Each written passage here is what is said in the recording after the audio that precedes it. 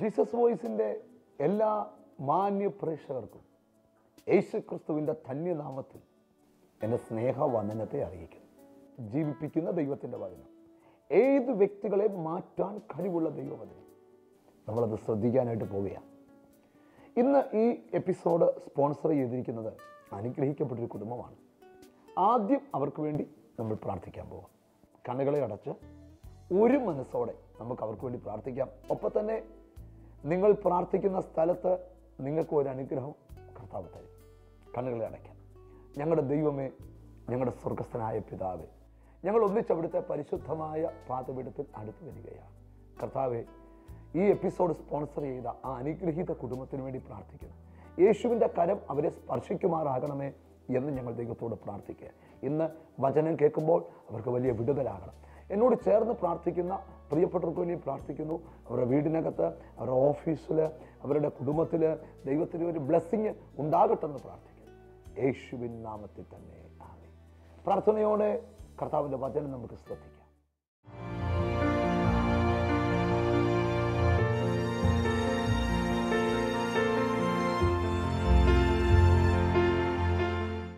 ലൂക്കോസ് 14:16 വാക്യം നമുക്ക് ശ്രദ്ധിക്കാം. 16 വാക്യം. ഒരു മനുഷ്യൻ വലിയൊരു അത്താഴമൊരുക്കി പലരെയും ക്ഷണിച്ചു.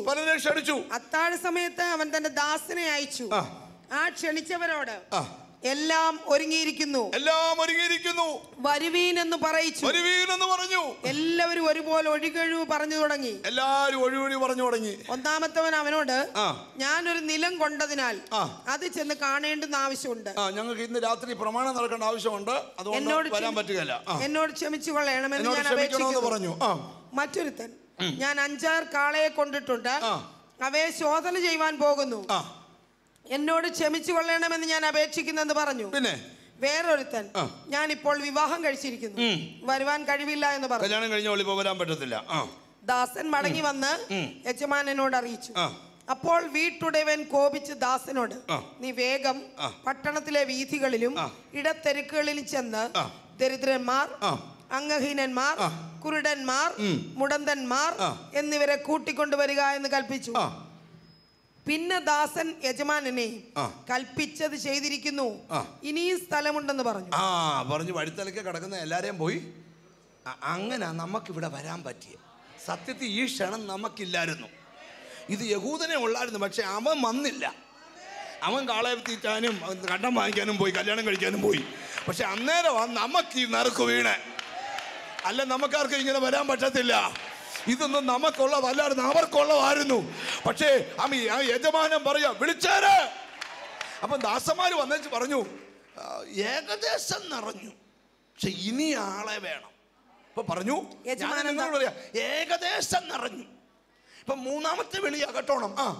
യജമാനൻ ദാസനോട്, നീ പെരുവഴികളിലും വേലിക്കഴികയും പോയി എന്റെ വീട് നിറയേണ്ടതിന് കണ്ടവരെ അകത്തു വരുവാൻ നിർബന്ധിക്കും. ആരെ വേണേലും വിളിച്ചോ, ഇത് നടക്കണം. അതിനാ ഞങ്ങളെ വിളിച്ചേക്കുന്നത്.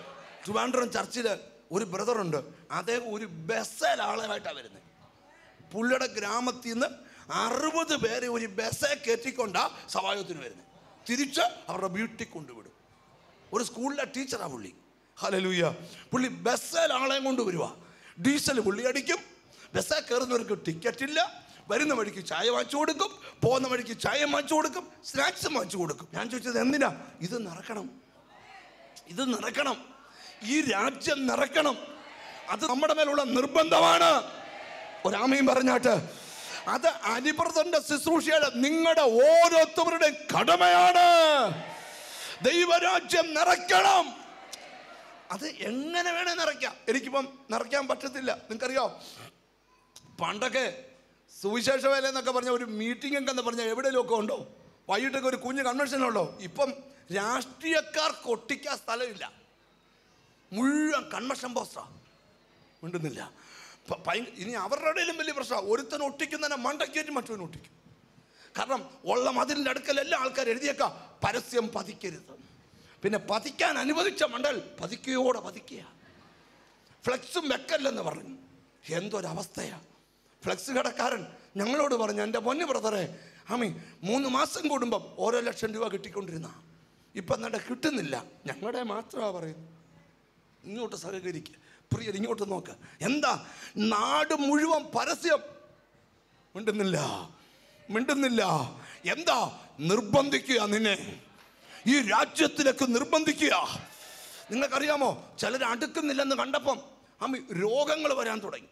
രോഗം വന്നപ്പം സ്തോത്രം, ട്രിവാൻഡ്രത്ത് മീറ്റിംഗ് നടക്കുന്നത് സ്തോത്രം ക്യാൻസർ സെൻ്ററിൻ്റെ അടുക്കലായിരുന്നു. ഇപ്പോൾ അവിടുന്ന് മാറി. ഒറ്റ യോഗത്തിൽ 50 ക്യാൻസർ രോഗി കാണും. എല്ലാം തൃശ്ശൂർന്നും പാലക്കാടുന്നും കോയമ്പത്തൂരും ഒക്കെ വന്നവരാ. എന്താ വന്നേക്കുന്നത്? ഡോക്ടർ പറഞ്ഞു മരുന്ന് മാത്രം പോരാ, പ്രാർത്ഥനയും വേണോ. മരുന്ന് അവിടെ, പ്രയർ ഇവിടെ. മിണ്ടുന്നില്ല. തൃശ്ശൂക്കാരൻ്റെ കൊച്ചനെ കൊണ്ടുവന്നു, മരുന്ന് അവിടെ, പ്രയർ ഇവിടെ ആയിരുന്നു. ഇച്ചിരി കഴിയുമ്പോൾ മരുന്ന് അവിടെ ഇല്ല, പ്രയർ മാത്രം ഇവിടായി. കൊച്ചൻ സൗഖ്യത്തോടെ തിരിച്ചുപോയി. ഞാൻ എന്തിനാ പറഞ്ഞത്? നിർബന്ധിക്കുക. നിന്നെ ചില കാര്യങ്ങൾക്ക് ദൈവം ആകർഷിക്കുക. നിന്നെ ചില ദൈവിക കാര്യത്തിന് ദൈവം നിർബന്ധിക്കുക. ഇന്ന് പകൽ യേശുവിന്റെ നാമത്തില് നിന്നെ ആത്മാവിന്റെ നിയോഗത്തോടെ ദൈവം നിർബന്ധിക്കട്ടെ. യോബിന്റെ പുസ്തകം ഒന്നെടുക്കാം. യോബിന്റെ പുസ്തകം ഒരു വാക്യമാണ്, വായിച്ചു കേൾക്കണേ. യോബ് പറയുന്ന ഒരാശയം കേട്ടോണം. 32-ാം അധ്യായം 18-19 വാക്യം. യോബിന്റെ പുസ്തകം 32:18. ഞാൻ പൊഴികൾ കൊണ്ട് തിങ്ങിയിരിക്കുന്നു, എന്റെ ഉള്ളിലെ ആത്മാവ് എന്നെ നിർബന്ധിക്കുന്നു. എന്റെ ഉള്ളിലെ ആത്മാവ് എന്നെ നിർബന്ധിക്കുന്നു. എന്റെ ഉള്ളം അടച്ചുവെച്ച വീഞ്ഞു പോലെ ഇരിക്കുന്നു. എന്റെ ഉള്ളം അടച്ചുവെച്ച വീഞ്ഞു പോലെ ഇരിക്കുന്നു. അത് പുതിയ തുരുത്തികൾ പോലെ പൊട്ടുമാറായിരിക്കുന്നു. ഇങ്ങോട്ട് നോക്കിയേ. വീഞ്ഞ് അടച്ചു വെച്ച എന്തോ സംഭവിക്കും? നുരച്ചു പൊങ്ങും. അത് പൊട്ടാൻ പോകുന്ന തുരുത്തി പോലെ. ചൂടെ കയറി പറയാം, എന്റെ അകത്ത് ആത്മാവ് നിർബന്ധിക്കുന്നു. എല്ലാം ഉണ്ടായിരുന്ന ഒരുവൻ ഒന്നുമില്ലാത്തവനായി മാറി. മക്കളുടെ നഷ്ടം, സമ്പത്തിന്റെ നഷ്ടം, ആരോഗ്യത്തിന്റെ നഷ്ടം, ഓട്ടുകഷ്ണം കൊണ്ട് പുഴുക്കളെ ചൊറിഞ്ഞളക്കി ചാരം വാരി തലവടി ഇട്ടേച്ച് പറയുക, ഈ അന്തരീക്ഷം മാറും. എന്താ? എന്റെ അകത്ത് ആത്മാവ് നിർബന്ധിക്കുന്നു. ഇവിടെ നിന്നോട്ട് വെളിപ്പാട് പറയാം, നിന്റെ ഗതികേട് മാറാനുള്ള സമയം എടുത്തിരിക്കുക. യോബിന്റെ പുസ്തകത്തിൽ 3 കാലഘട്ടമുണ്ട്. 1 എല്ലാം ഉണ്ടായിരുന്ന കാലഘട്ടം. 2 ഒന്നുമില്ലാത്ത കാലഘട്ടം. 3 എല്ലാം തിരിച്ചു പിടിച്ച കാലം. ചിലരോട് ദൈവാത്മാ പറയാ, എല്ലാം ഉള്ള കാലത്തിൽ നിന്ന് ഒന്നുമില്ലാത്ത കാലത്തിലേക്ക് ആരെങ്കിലും വന്നെങ്കിൽ പേടിക്കണ്ട, എല്ലാം തിരിച്ചു പിടിക്കുന്ന ഒരു കാലം വരുന്നു. വിശ്വാസമുള്ളവരെ സ്തോത്രം ചെയ്യാവൂ. ചിലരോട് ദൈവത്തിന്റെ ദൂത, നിന്റെ ഗതികേട് മാറാൻ നിന്റെ അകത്ത് ആത്മാവിന്റെ നിർബന്ധം കിടക്കുക. ആമീൻ. വീഞ്ഞു നുരച്ചു പൊങ്ങുന്ന പോലെ പ്രാർത്ഥിക്കുന്നവന്റെ അകത്ത് ആത്മാവിന്റെ അഗ്നി കത്തുക. അവനറിയാം, ഈ ദിവസങ്ങളിൽ, ഈ മണിക്കൂറുകളിൽ തന്നെ, ഈ ദിവസങ്ങളിൽ തന്നെ എന്റെ വിഷയത്തിന്റെ വിടുതൽ ഞാൻ കാണും. വിശ്വാസത്താൽ കണ്ടോണ്ട് സ്തോത്രം ചെയ്തു തുടങ്ങിക്കേ. എനിക്കെന്തോ ദൈവാത്മാ പറയാ, പകലും രാത്രിയും പോലെ ചിലരുടെ അവസ്ഥ മാറാൻ പോവുക. ഇരുട്ട് മാറി വെളിച്ചം വെളിപ്പെടാൻ പോകുകയാ. നീ കാണാൻ പോകുന്ന നന്മ വലുതാണ്. യോബിന്റെ സഹോദരന്മാര്, ആ അധ്യായത്തിന്റെ 1-ാമത്തെ വാക്യം ഒന്ന് വായിച്ചേ. യോബിന്റെ സ്നേഹിതന്മാര്, ആ വായിച്ച അധ്യായത്തിന്റെ 1-ാമത്തെ വാക്യം. ഇങ്ങനെ യോബ് തനിക്ക് തന്നെ നീതിമാനായി തോന്നിയത് കൊണ്ട് ഈ 3 പുരുഷന്മാർ അവനോട് വാദിക്കുന്നത് മതി. 3 കൂട്ടുകാർ വാദം നിർത്തി. എത്ര പറഞ്ഞിട്ടും യോബിൽ ഒന്നും ശോഭിക്കുന്നില്ല. അതുകൊണ്ട് പുള്ളി വർത്താനം നിർത്തിയപ്പോ യോബ് പറയുക, എന്റെ ഉള്ളിലെ ആത്മാവ് എന്നെ നിർബന്ധിക്കുന്നു. എന്തിനാ? എന്റെ ഗതികേട് കഴിയാൻ സമയമായെന്ന് എന്റെ അകത്ത് ആത്മാവ് നിർബന്ധം തരുന്നു. പരിശുദ്ധാത്മാവ് നിന്നോട് പറയുക, ഈ വർഷം തീരുന്നതിന് മുമ്പ് നിന്റെ കുടുംബത്തിന്റെ ഗതികേട് തീരുവ.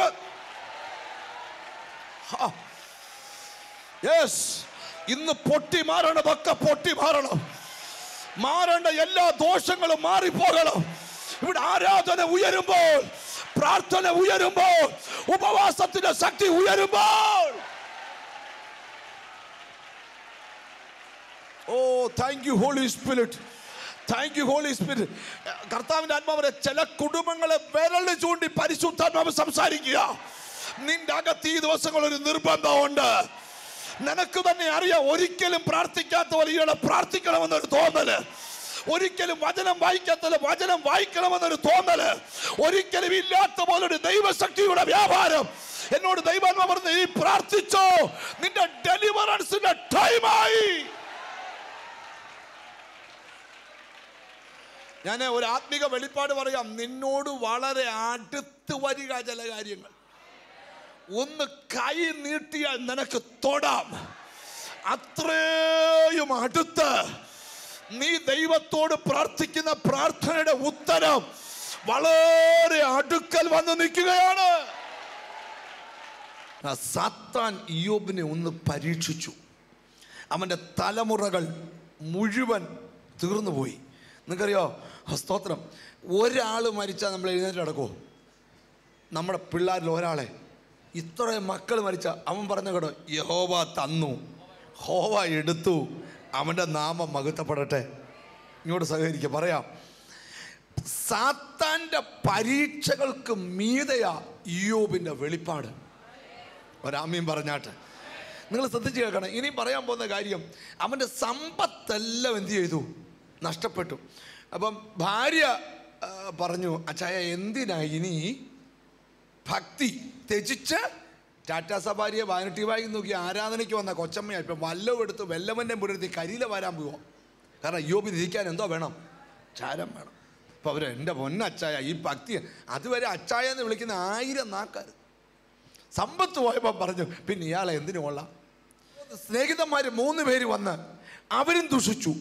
ഒട്ട് കഷ്ണം ആമി എടുത്ത് തൻ്റെ ശരീരത്തിൽ വന്ന പുഴുവിനെ ചൊറിഞ്ഞ്, ഒന്നാമത് ചൊറി ആമി അതിൻ്റെ കൂടെ ചാരം കൂടെ വീണാലോ, ചൊറിഞ്ഞിളക്കിക്കൊണ്ട് അവൻ പറയുക, എൻ്റെ ഉള്ളിൽ ആത്മാവ് നിർബന്ധിക്കുന്നു. എന്താ അയ്യോബേ നിർബന്ധം?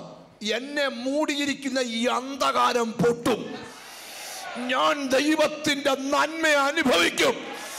അതാ എൻ്റെ അകത്തെ ആത്മാവിന്റെ നിർബന്ധം.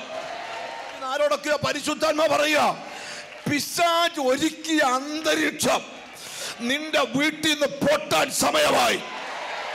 അതാ നിർബന്ധം. എന്നോട് ദൈവാത്മാ പറയാ, ചില വർഷങ്ങളായി നിന്റെ വീട്ടിൽ പുക കയറി മൂടുന്ന പോലെ, ഇരുട്ട് കയറി മൂടുന്ന പോലെ, അന്ധകാരം കയറി മൂടുന്ന പോലെ നിന്റെ വീടിനെ മൂടി നിൽക്കുന്ന ആ അന്ധകാര അന്തരീക്ഷത്തെ പൊട്ടിക്കാൻ നേരമായെന്ന് ആത്മാവ് നിർബന്ധിക്കുക.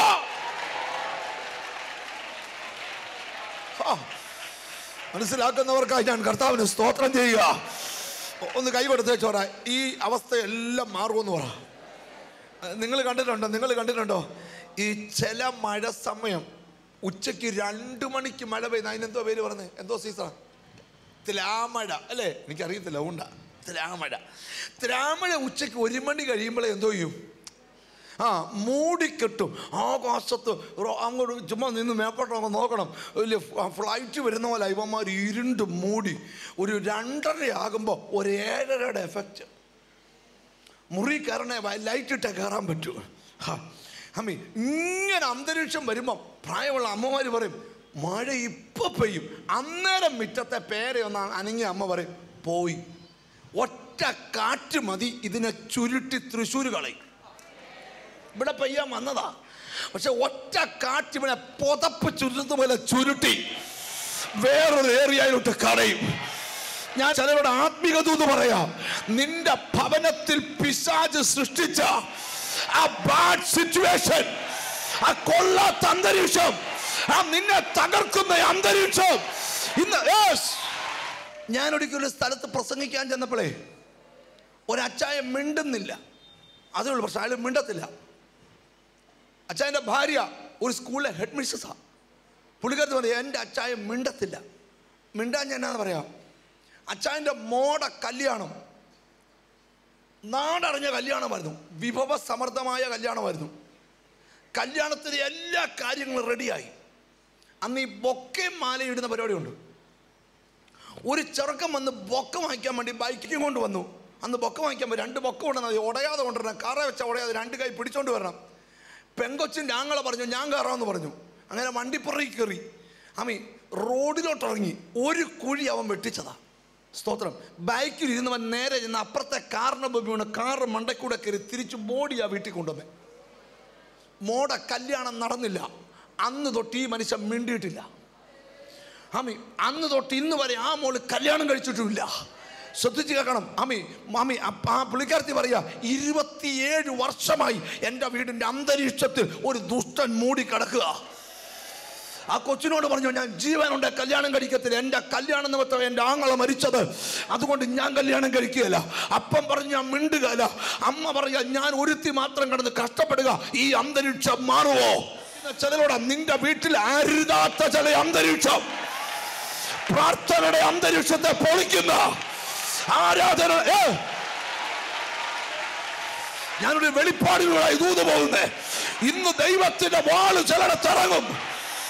പ്രാർത്ഥിക്കുന്ന നിന്നോടാ ദൂത്.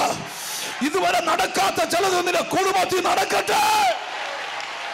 ഞാനൊരു 1-2 ഉദാഹരണമേ പറഞ്ഞുള്ളൂ. പക്ഷെ നിന്റെ അകത്ത് വരുന്നത് വേറെ കാര്യങ്ങളാ. നിനക്കറിയാം നിന്റെ കുടുംബത്തിനകത്ത് നടക്കേണ്ട സമയം കഴിഞ്ഞിട്ടും നടക്കാത്ത ചിലത് അന്ധകാരം മൂടിയ പോലെ മൂടി നിൽക്കുക. യെശയ്യാ 60 അന്ധകാരം ഭൂമിയെയും കൂരിട്ട് ജാതികളെയും മൂടുന്നു. നിങ്ങൾക്കറിയോ ഞാനൊരു വീട്ടിൽ ചെന്ന് ഒന്നേ നോക്കിയുള്ളൂ.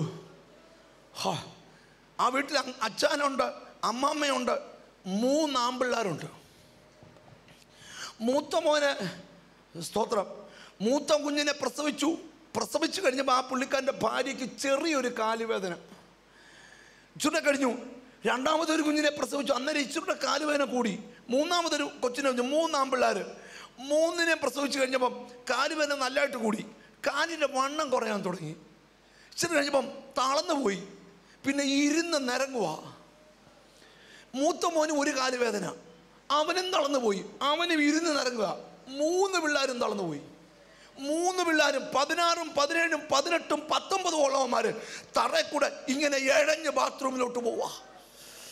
ഞാൻ ആ വീട്ടിൽ ചെന്നൊന്നേ നോക്കിയുള്ളൂ. മാമി 4 ഒരു വീട്ടിൽ എഴഞ്ഞ് നടക്കുന്നു. അപ്പൻ എന്നോട് ചോദിക്കുക ഇതെന്നാ ബ്രദറെ? ഞാൻ മർമ്മം നിന്നോട് പറയാം. നിനക്ക് തന്ന ആരോഗ്യം ഓർത്ത് നീ സ്തോത്രം ചെയ്യണം. ഒരാമയും പറഞ്ഞാട്ട് എത്രയോ വീടുകൾ സാത്താൻ കൈയടക്കി കഴിഞ്ഞു. എത്രയോ വീടുകൾ പിശാച് വിലോഹനമാക്കി കഴിഞ്ഞു. നിന്നെ തൊടാത്തത് എന്താണ്? നീ ഒരാളുടെ പരിപാലനത്തിന് കീഴിലാണ്.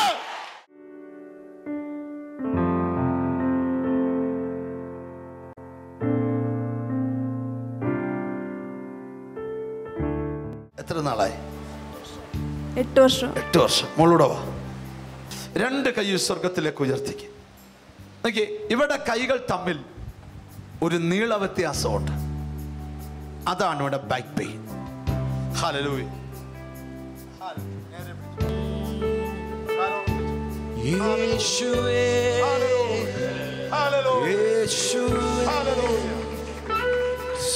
ആ നീള വ്യത്യാസത്തെ ദൈവം ക്രമീകരിക്കട്ടെ. യേശുവേ നിന്റെ ഇനി ഒന്നും വേണ്ട. മോളെ എന്താ മോക്കുണ്ടായിരുന്ന പ്രയാസം? നടുവിന് വേദന, പുറന്നിരിക്കാൻ പാടില്ലായിരുന്നു. പുറത്തൊക്കെ ഇങ്ങനെ ബലായിരുന്നു, ഭയങ്കര ഇരിക്കാൻ പാടില്ല. എന്തോ ഒരു തടി വെച്ച് കെട്ടിയ പോലുള്ള ഫീലിംഗ്. അതെ. കേറി വാ. തൊട്ടപ്പോൾ യേശു പറഞ്ഞ സൗഖ്യമായ. ഹല്ലേലൂയ. മോക്ക് എന്ത് ചെയ്യാൻ പറ്റത്തില്ല അത് ചെയ്യുക.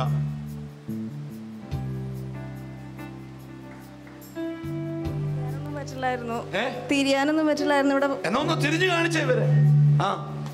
പിന്നെ പിന്നെ പിന്നെ പിന്നെ പിന്നെ എന്ത് ചെയ്യാൻ പറ്റത്തില്ല അത് ചെയ്യുക.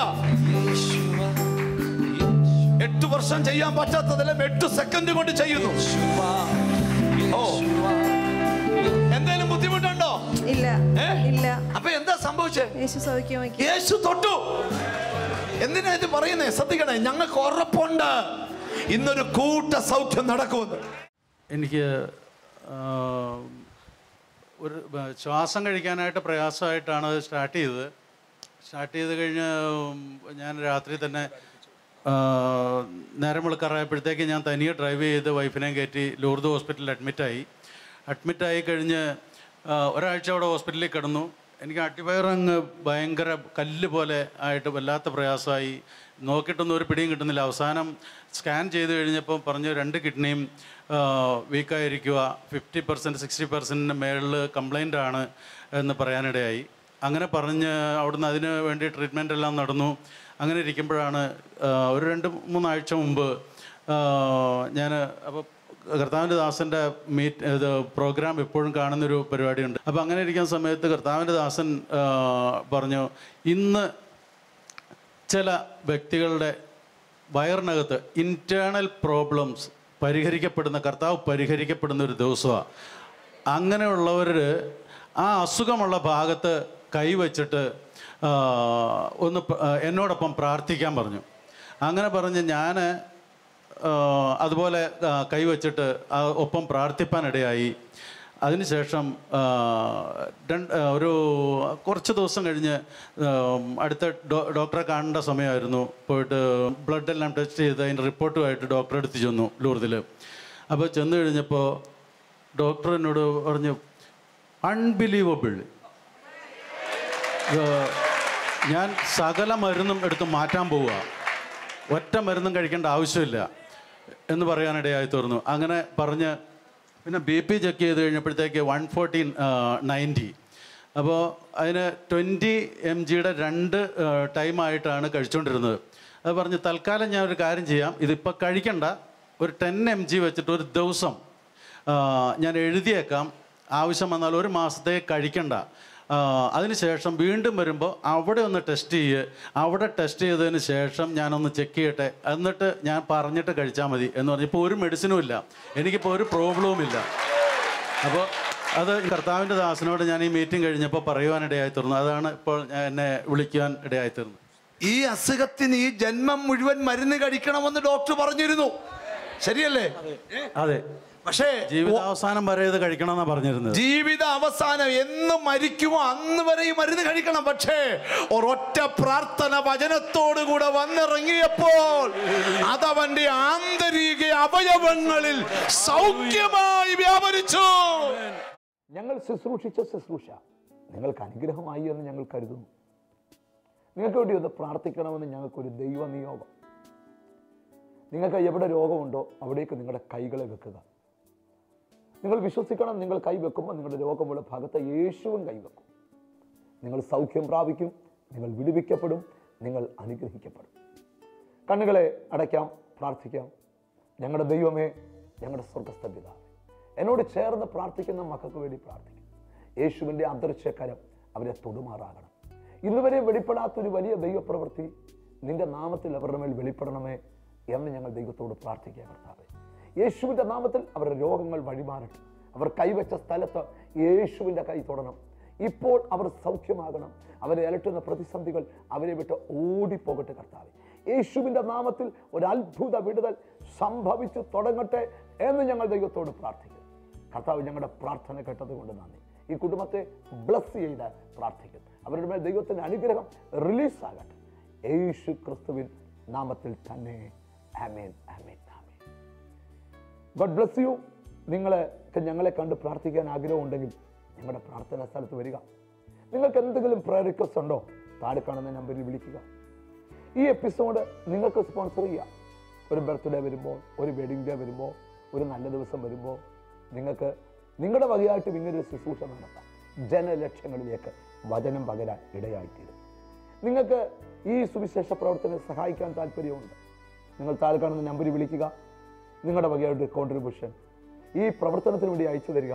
കൂട്ടായി പ്രവർത്തിക്കാം, കൂട്ടായി കൈകോർക്കാം, കൂട്ടായി യേശുവിനെ ഉയർത്താം. നമുക്കൊന്നിച്ച് യേശുവിൻ്റെ രാജ്യത്ത് പോകാം. God bless U. കർത്താവ് നിങ്ങളെ അനുഗ്രഹിക്കട്ടെ.